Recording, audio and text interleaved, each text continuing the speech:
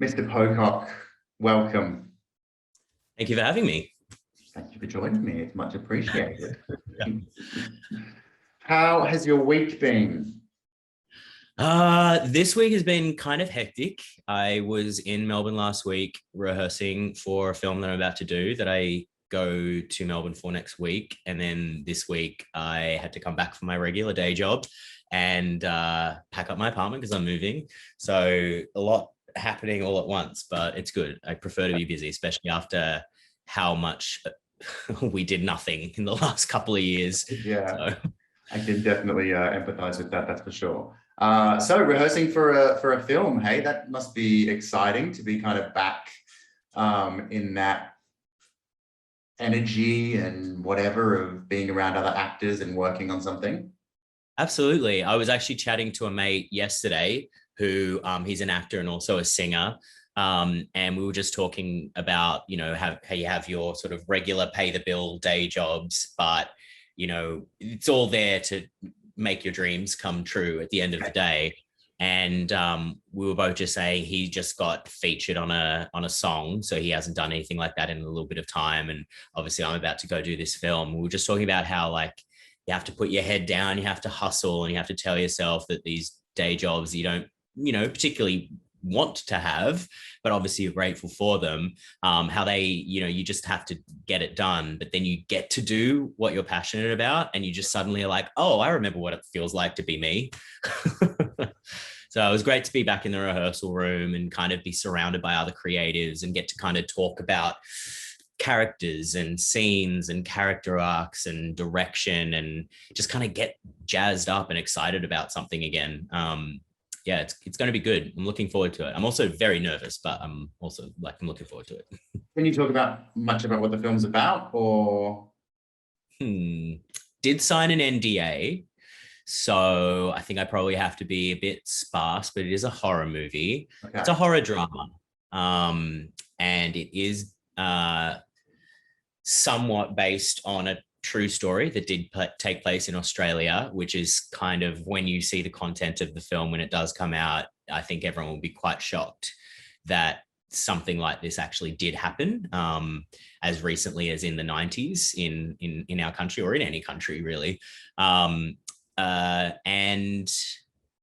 yeah, it's going to be, for me personally, as a character, it's going to be super confronting. Probably the biggest acting challenge of my career so far, which is also very exciting and also why I'm so nervous. But I think it really could go places. Obviously, you never know in the industry, but I'm cautiously optimistic about this one. It feels really good. The team are very exciting. They've done quite a bit of stuff lately that they've been getting some recognition for. So yeah, we'll see. Ask me in a week and a half when I've started shooting, and I'll tell you if it's an entirely different story. I look forward to hearing about your time on set when you come back, and whether or not you felt I was going to say whether you felt comfortable. Obviously, you'll feel something, but how you kind of felt getting into it. I won't delve too much into what characters or anything like that you're playing, because if it's a horror, obviously you don't want to give too much away for anyone that sees it later. I don't want to give away that M. Night Shyamalan twist at the end. Amazing. Well, look, obviously I'm really keen to hear about your acting journey and what it is that you've, I guess, been through to get where you are now. What attracted you to kind of try and forge a career in this crazy, insane industry? I don't know. Because who would want this? Honestly, it's weird. I grew up kind of all over the place. I was born in South Africa and moved to Australia very briefly, and then we moved to Ireland, and I was also adopted. So I'm not particularly similar to my parents, not just, in appearance, but also in personality and, abilities and things like that. So I think I was a bit of an unknown entity for them. But when we were living in Ireland, I was like about 6 years old at the time, and we just did a little school play, and it was called Bart and the Beanstalk, because this was like the very early 90s. So it was when The Simpsons was really starting to take off. And it was, you know, a little play on Jack and the Beanstalk, but through the lens of the Simpsons characters. And I was cast as Marge Simpson, which was hilarious. Never acted. Yeah, well, exactly. I've got the hair for it. But yeah, I don't know. It was just one of these things where I'd always been a very shy kid. And then we did it and it just kind of felt right. It felt natural. I remember thinking like, this just makes sense. You know, as a 6-year-old to have a feeling of like, this is who I am as a person, was kind of, I guess, the first time I'd ever really felt that. And then when we moved back to Australia, I sort of fell into singing, which led to me auditioning for The Sound of Music, and I got cast in that. And then based off of that, an opera scout came, asked me to audition for the Australian Opera Company. And then next thing you know, I was a 10-year-old on the Sydney Opera House stage. And again, it felt like it was what I was meant to do. It just felt, as much as I was grateful to have the experience and the opportunities, I was just like, yeah, this is me. This is who I am. This makes sense. Yeah.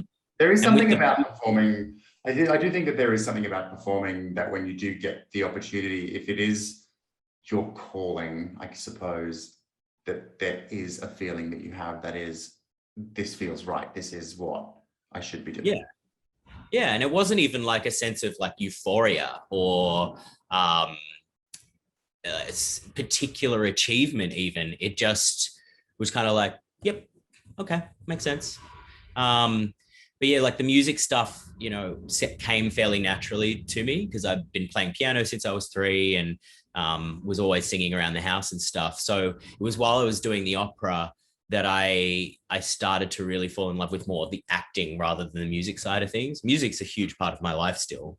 I mean, just look at my gram. I've got so many videos of me playing piano and stuff on there. But yeah, I really, because I didn't need to concentrate as much on the music, I was able, every night that I was on stage for all those years, I would really concentrate on the acting and like really trying to figure out my character and how to best express what he was going through in that time and get it across to the audience and things like that. So yeah, it just, as I said, it just made complete and total sense. And once my voice changed and I couldn't sing opera anymore, I was just like hell-bent on wanting to do more acting. And that's when I really started to fall in love with film. Obviously TV as well, but you know, TV wasn't quite where it is today back then, in the 90s. So, you know, my focus was definitely on film, watching a lot of old classic movies and stuff, you know, Hitchcock, things like that. And really falling in love with the art form of movies and the storytelling. And I just wanted to completely immerse myself career-wise and for the rest of my life in doing just that. Wow. Okay. How did your family kind of react to you wanting to move into acting and that being your passion and where you wanted to spend your life? They didn't take it seriously. Okay. It was very much like, oh yeah, that's just a pipe dream. Everyone wants to be a movie star, but like get real kind of thing. But I was just like, nah, that's what I want to do. And I felt like the fact that I'd, you know, been so lucky to have performed, you know, at the Sydney Opera House for so many years on such a recognized stage and such high profile productions. I thought, no, I think I've got enough cred behind me at this point to say that I'm not shooting aimlessly at the stars. I have enough behind me to kind of go, yeah, you could probably make this work. But I also just had this really weird self-belief of like, it will happen. It will be hard, but it'll happen one day. So I was like, I just need to put my head down and do it. So I also knew, especially, you know, when I mentioned before with adoption and stuff, I always just had this feeling of like, oh, they just don't get me. And that's fine. That's totally fine. So I was just like, they just don't get me. So like, I don't expect them to understand. I don't expect them to fully support it, given, you know, who they were as people and how they were raised and what lives they lived. I'm like, of course, what I'm going for seems like such an out of this world kind of a thing. But I was like, just because it's out of this world doesn't mean that it's not attainable, because there are people that do it and they started something. We watch them on our screens all the time. People that have, you know, everybody started somewhere. Okay, cool. So if you, I guess obviously having that unwavering confidence and belief that it'll happen eventually. I think every actor needs to have that, and if you don't have that, then you're probably in the wrong profession. And if you think, or if you're under the illusion that that's going to happen immediately, you're definitely in the wrong profession. So if you think back to when you were a kid or a teenager or whatever age you were, and you were like, yep, I'm going to do it. My parents think this is a ridiculous idea, but who cares? I know I'm going to get there. I'm going to make it. At that point in your life, what was your idea of making it?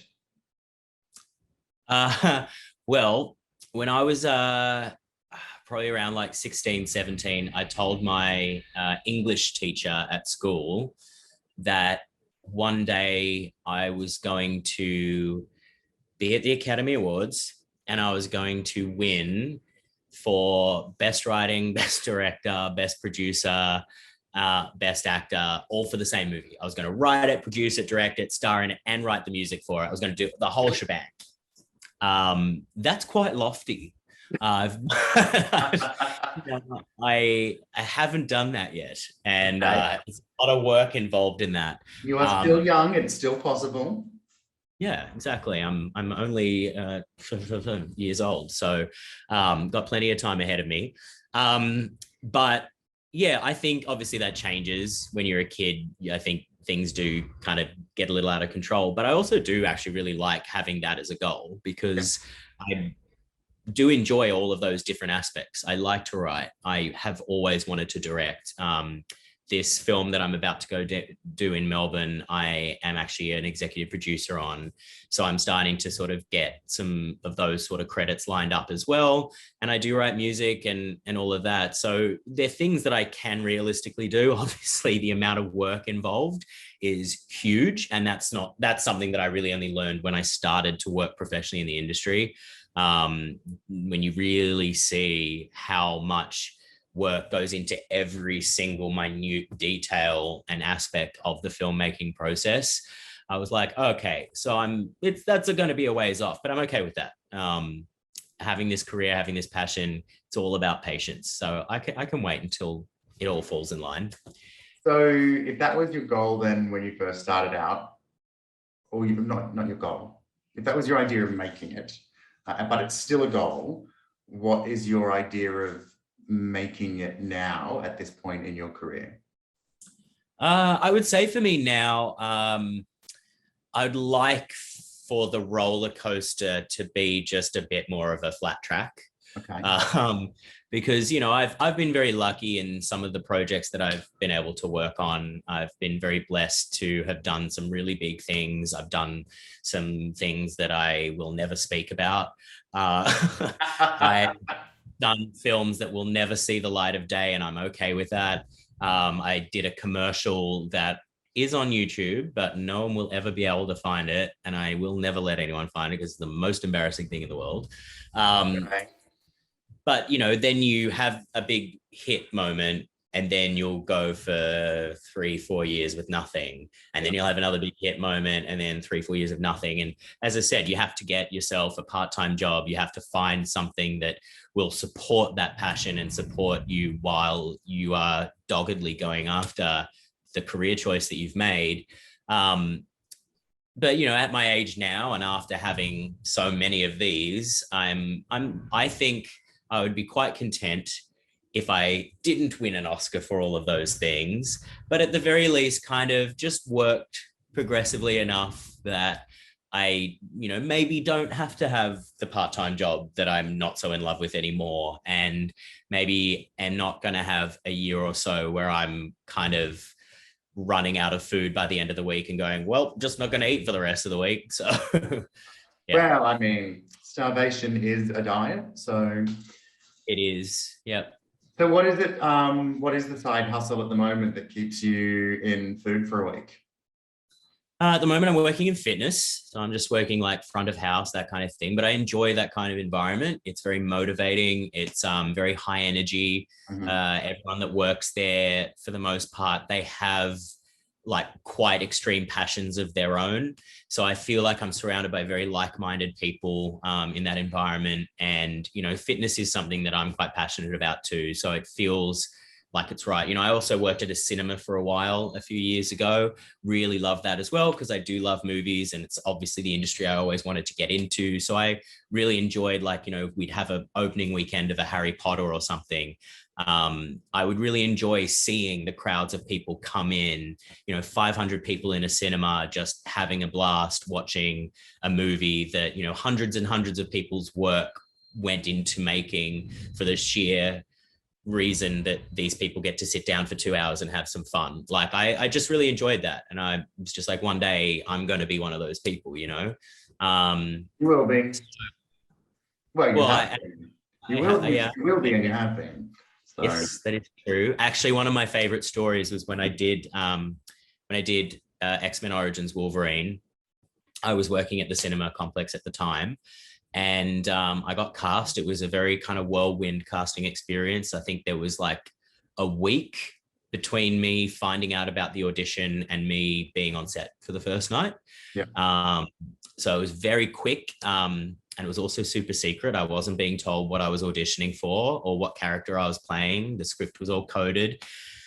And then I got cast and I had to take some time off work, but I wasn't allowed to tell them why, because I'd had to sign an NDA for it. So I took a bit of time off work and then finished filming, went back to work at the cinema. 6 months later, they were doing reshoots in Canada. I got flown to Canada for a month, had to take time off again, came back, went back to work at the cinema. Still couldn't tell anyone what I was doing. And then like a couple of months later, the poster for the movie came out.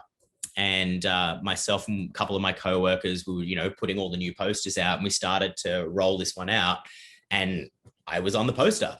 I didn't know I was going to be on the poster. I never posed for any photo. That was literally just like a random stock shot that they'd taken while we were on set one day. So I had no idea.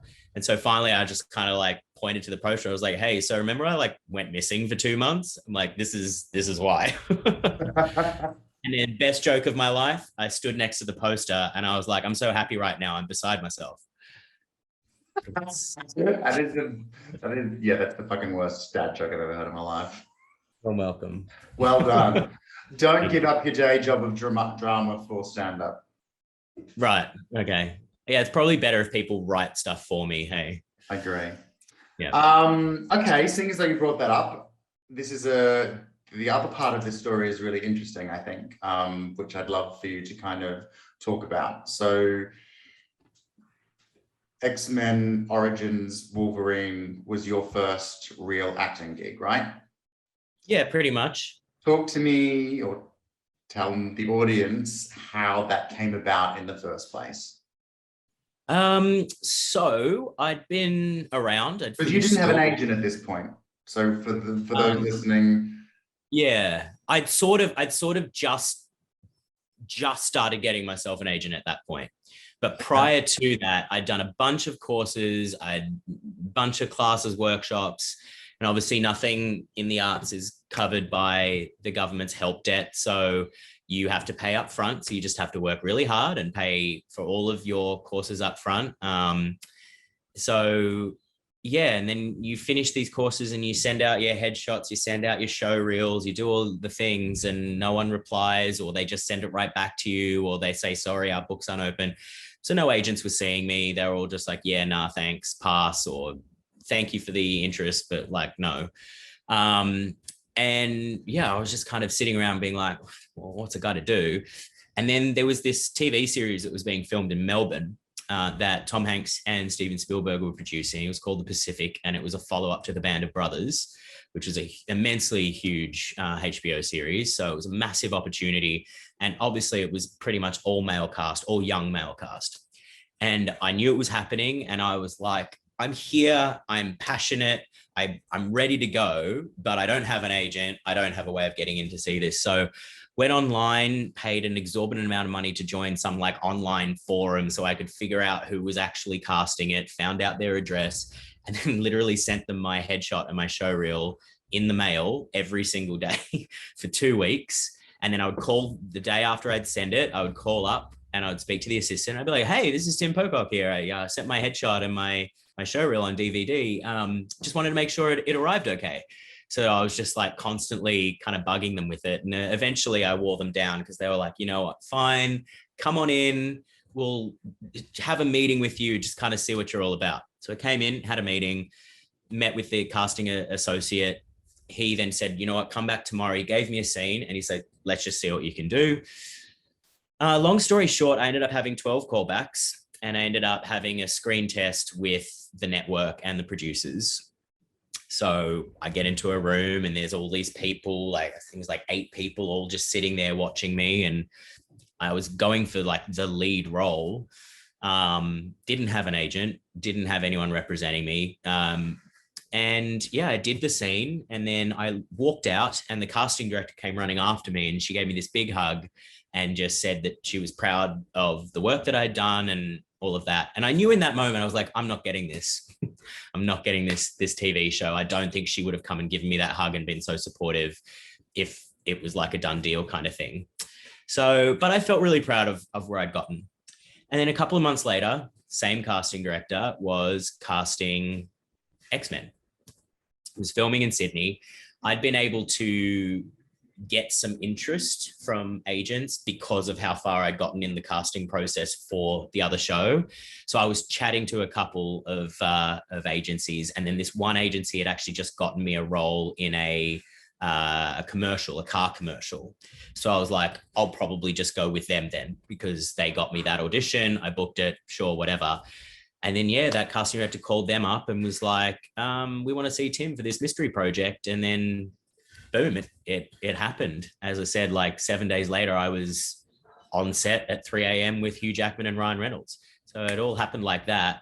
But literally was just because like I was like, I'm kicking down doors. I'm not taking no for an answer. And I think that's something that so many actors really need to kind of take into consideration. Now, I guess there's not always loads and loads and loads of things happening in Australia that you get an opportunity to get in for necessarily. But I think most people are of the assumption that you have to have an agent if you are going to get in the door for anything. But I also think that so many people are worried about contacting casting directors more than once for fear of like pissing them off and then them being like on some kind of blacklist of not getting in front of them. But yeah, that sheer determination and I guess not taking no for an answer is something that everybody can learn from to try and get in the door. And you can get somewhere if you don't have an agent. Yeah, absolutely. I think, having agents definitely makes the job easier because they will find out about things that you don't know about. They're, there to negotiate contracts and make sure that you get paid appropriately and not taken advantage of. And, if you find the right fit with an agent, it can really be amazing for you.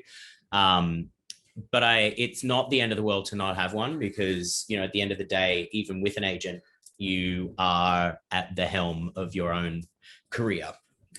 So you just have to take ownership of it for yourself and be dogged, be determined, but always do it with humility. I would say, one thing, as much as my parents might not have taken my career seriously, they definitely raised me to be a very polite person and kind of a humble person. And I had quite a sheltered upbringing. And I think that maybe my naivety in the way that I approached it at the time meant that I never came across as being arrogant or I wouldn't even say persistent, even though what I did was persistent. I wasn't persistent in the delivery. I just was incredibly passionate. And I think that's what rang through. Like I didn't demand to be seen. I didn't, play the victim and cry the whole like, oh, no agent will see me. Like, this sucks. I was just like, I want this. I'm just going to make it happen. And it was, even when I got the job at the cinema, that's how I got that job too. Because I needed a part-time job. I was a teenager. All teenagers need a part-time job. And I didn't like the idea of working in many places that I saw that were advertising. I wanted to work at the movies. I didn't know if they were hiring. So same thing. I literally just gave them my resume like every single week and would call them up and say, did you get my resume? Until eventually when they were hiring, they were kind of like, oh, remember that Tim guy that keeps calling? Let's bring him in.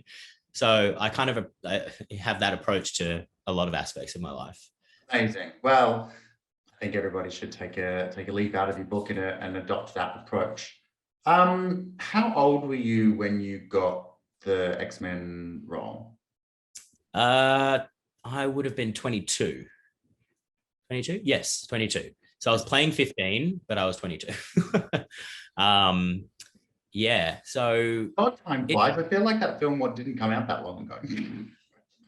Hey, I'm only 24 now. It was 2 years ago. No, it came out in April of 2009. Yeah. Okay. Yeah. Oh God, 2009 is such a long time ago. Yeah, I think hasn't there been like 8 X-Men movies since then? Okay. All right. So X-Men, and then because you talked about the roller coaster of get something and then nothing and then get something. How long did you have to wait till your next gig? Well, I didn't work between filming X-Men and it coming out. I obviously was still at quite an unknown entity at that point, and there wasn't really much of a hoopla made about me being in the movie. Sometimes you'll see, some Australian actor will get cast in a role in something and everyone's like, oh, you're hitting the big time. There was none of that. I didn't have a publicist. I wasn't a big deal or anything. So yeah, I just went back to working at the cinemas. But when the movie did come out, I went over to Los Angeles to audition after I'd seen that my face was literally on the poster. I was like, oh, this might actually be a bit of a big deal. Up until then, I thought I could probably end up on the cutting room floor. The movie still would have made sense without my character. So I was like, there's every chance that you won't even see me. But I was on the poster. I was like, safe bet, I'm probably going to be in the film. So I went over to LA and literally knew no one. Just went over, did the premiere, did the interviews, did that whole kind of thing, and then stayed there for a couple of months, kind of just going, all right, let's see if auditions start to come or offers or whatever. And ironically, as it happened, I did a self-tape audition for a TV series called Dance Academy while I was there. And next thing you know, I was flying back to Australia and signing a contract to be on that show, which I ended up doing for 2 years. So yeah, and I'm like, that was such an invaluable experience. At the time we talked about before about what our ideas of making it were. I think when I had been doing a bit of acting school and when I booked Wolverine, I had a bit of an arrogant notion of like, well, I'm a superhero, so I'm about to be a Hollywood star. And when Dance Academy came around, it was an unknown entity. No one knew what that show was going to be.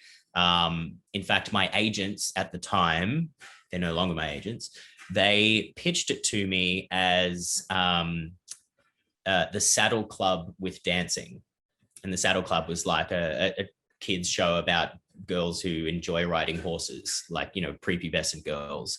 So I was expecting it to be like a really young kids TV show. And I honestly was just like, oh, do I go from superhero to like young child's TV series? Like, as I said, it was kind of an arrogant notion where I kind of thought like, oh, I didn't think that this is what I was going to do. And then working on that show, I ended up doing a second series as well. I learned so much about acting, about my craft, about how to work like scenes properly. Because let's be real, my stuff in Wolverine wasn't really scene work. It was a lot of action stuff, a lot of reaction shots, but not too much dialogue. I didn't say too much in that movie. I didn't really do scenes per se. So I learned so much doing Dance Academy. The show ended up being a lot more mature and a lot more profound than it had been pitched to me.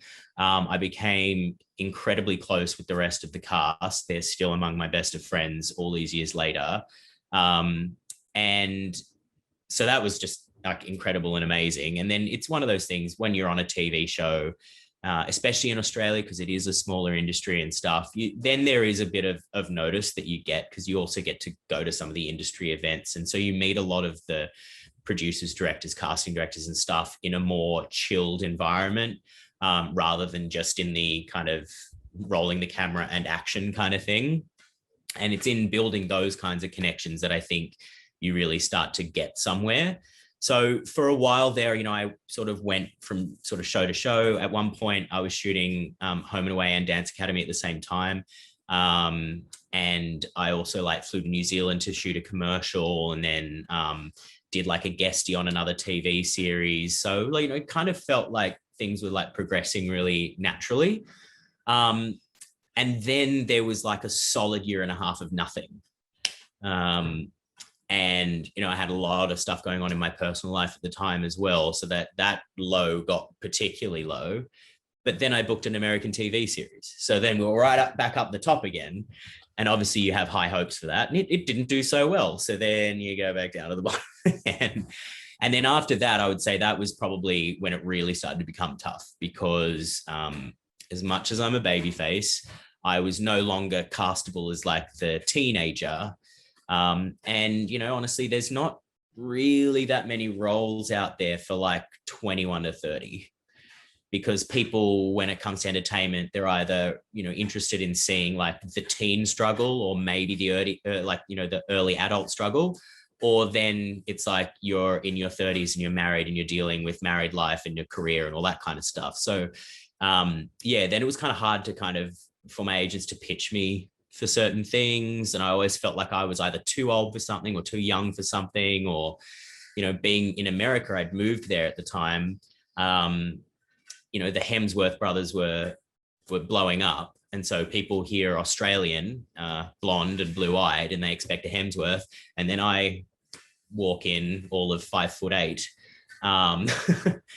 And they're like, oh, you're not quite the Australian that we thought you were.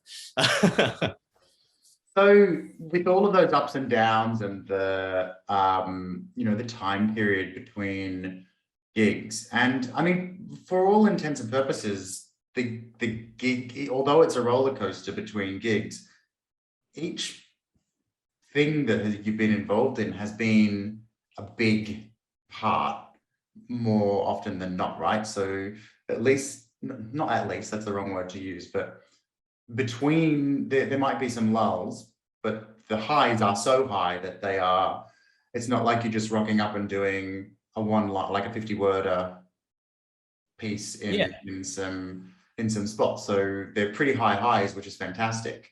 What, with the breaks between and going through whatever personal stuff you're going through, having to work in fitness and do the side job that actually helps you eat, how do you keep motivated to, I guess, keep going so you get that next high?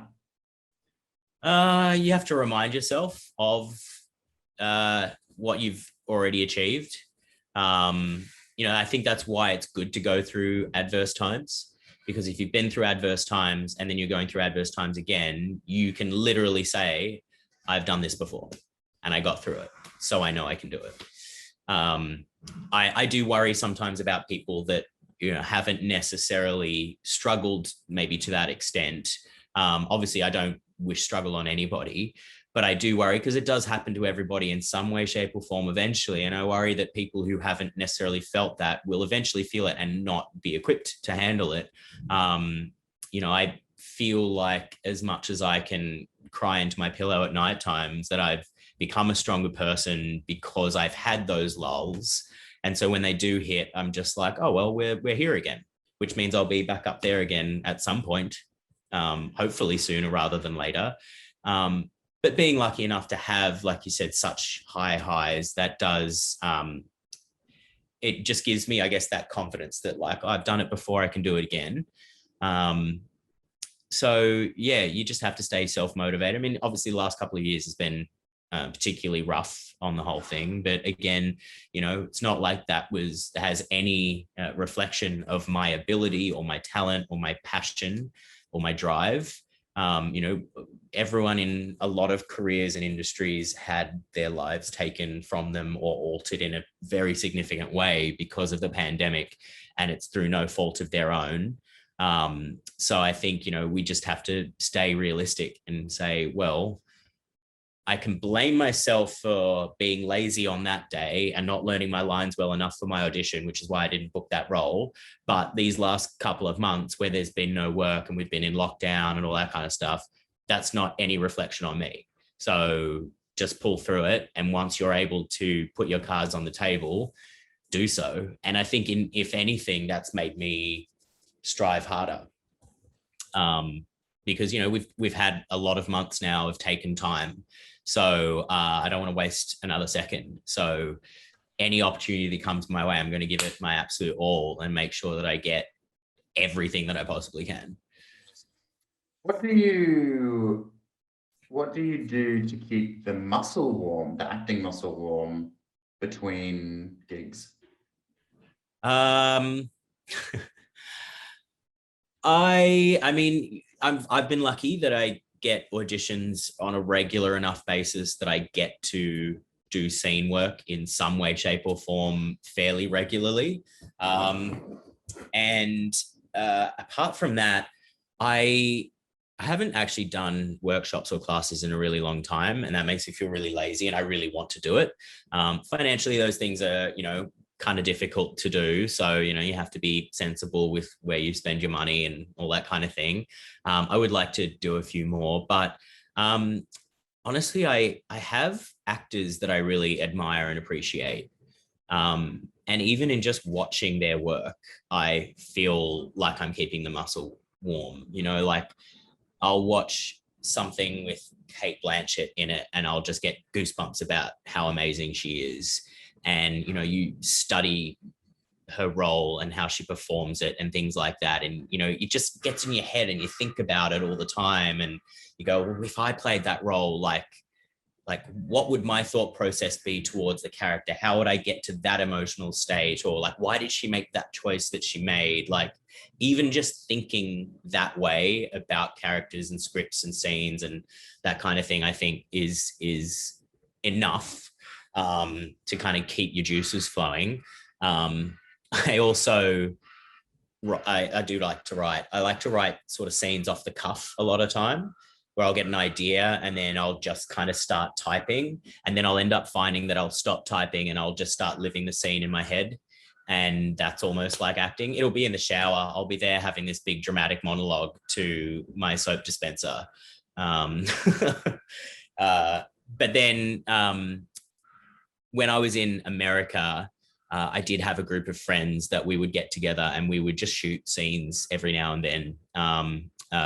And we wouldn't watch them back together and critique each other, but we would like take them home and just kind of critique them ourselves, which I think is probably better, because you never want to be, one lesson I learned, you never want to please another person with your performance. Right. Talk to me about that. It's not going to be organic or real. Mm-hmm. Whereas if you yourself know what you're going for in your scene and in your character in that moment, go for that. Because only you know that. I think, was it Jack Nicholson that said he always likes his character to have a secret that no one knows? And I think that's almost like your secret. If you know what you're going for, what you're aiming for in a scene, and no one else knows that, then you're able to watch that scene back very objectively and say to yourself, okay, did I achieve what I was going for? And if the answer is no, then you know what you need to work on. And if the answer is yes, brilliant, you've done your job. I think that's something that I think many people need to, I guess, keep in mind, especially when we're auditioning. And I've had this conversation with friends a lot recently. I guess people that are either starting out or still relatively new and haven't had the success of, I guess, booking too many auditions. I think we put so much weight on pleasing who's reviewing your self-tape or whatever, or so much weight into doing it, figuring out what is it the casting director wants to see, or what is it that the director wants to see, as opposed to doing the scene with any type of authenticity. Yeah, absolutely. And I think when you get stuck in that, that's when you become boring. Yeah. Because, casting directors will obviously put out a brief where they will say, we're looking for X, Y, Z. but you need to find those qualities within yourself rather than put those qualities onto you, because you'd probably be surprised at how much of those qualities you do have in yourself. You just need to be as honest with yourself as possible so that you can access it and bring it forward rather than putting on the performance. Because if you walk in and you're like, oh, they're looking for this exact thing, and you do that, the other 100 guys that are going for the same role, 99 of them are going to do the exact same thing. And so then the casting director is having a really boring day where they're just having similar looking people doing the exact same performance, go in and out, go in and out. And then that one person that's kind of just gone, I'm going to do my own thing, they stick out. And I think like a great analogy for it, it might sound stupid, but there's that huge moment in Pretty Woman when he slaps the necklace case down and almost gets a hand and she laughs. That was an unscripted moment. And everyone fell in love with Julia Roberts in that moment. Everyone was like, oh my goodness, she's amazing. That was an unscripted moment. That was just Richard Gere thinking that they'd called cut and he was just playing a prank and she reacted. And that natural, authentic version of herself came forward that no one would ever prepare for. No one, she didn't spend an hour doing, substitution work in her head so that she would get the laugh at the right tonality. You do that stuff, you're going to do something really boring and staged. You know what I mean? So I think just go in, be yourself, do your natural instincts, stop trying to please the other person. Just do what you find creatively inspiring to yourself, because that's when your passion and your charisma is going to really shine.